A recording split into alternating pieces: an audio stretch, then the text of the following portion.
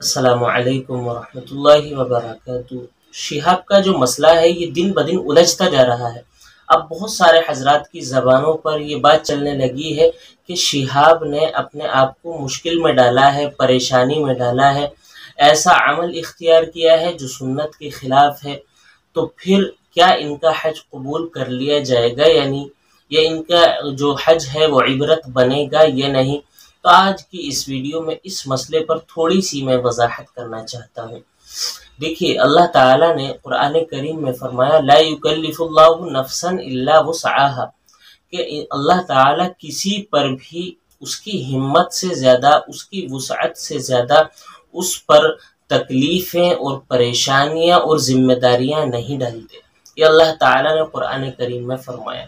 اللہ نے اگرچہ حج کرنے کو کہا، لیکن حج کرنے کو تب کہا جب وہاں جانے کے اسباب، وہاں سے آنے کے اسباب اور اس بیچ میں جو گھر والے ہیں، اہل و عیال ہیں، ان کے خرچے کے اسباب جب مہیا ہو جائیں تب آپ کے اوپر حج فرض ہے۔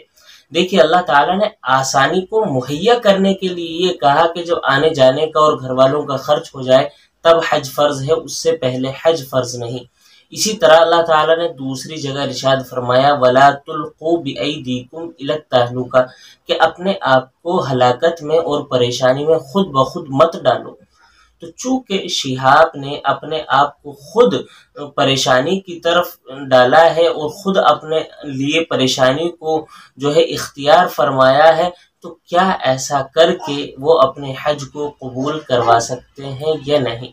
اسی طرح نبی علیہ السلام کی ایک حدیث جو میں نے پہلی ویڈیو میں بھی عرض کی تھی کہ نبی علیہ السلام نے ایک عورت کو پیدل حج کرنے سے منع فرما دیا تھا اور کہا تھا کہ بھائی اگر حج کرنا ہی ہے تو سواری پر جا کر کرے۔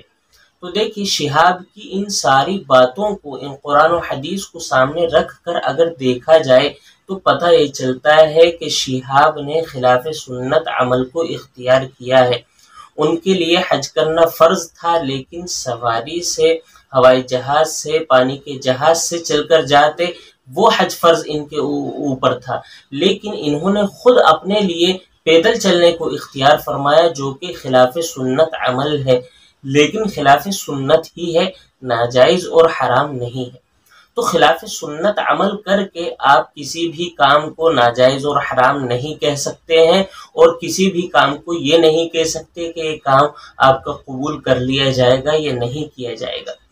اصل تو اللہ تعالیٰ نے یہ کہا کہ آپ حج کرو، آپ کے اوپر حج فرض ہے۔ کس طرح وہاں چل کر جانا ہے یہ اللہ تعالیٰ نے نہیں کہا، تو اس کا مطلب یہ ہے جس طرح بھی آپ وہاں پہنچ جائیں وہ سارے کے سارے طریقے جائز ہیں، لیکن دیکھنا یہ ہے کہ سہولت کس میں زیادہ ہے۔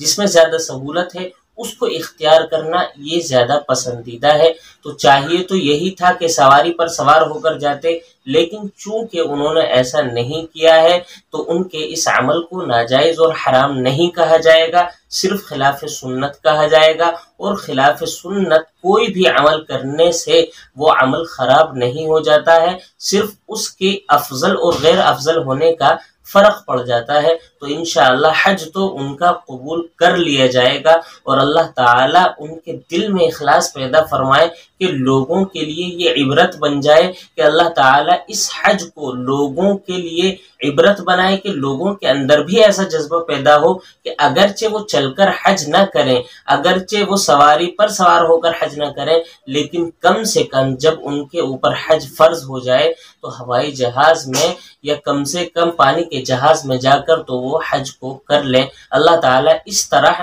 ان کے حج کو قبول فرمائے اور لوگوں کے لیے عبرت بنائے۔ آمین و ثم آمین۔ السلام علیکم ورحمۃ اللہ وبرکاتہ۔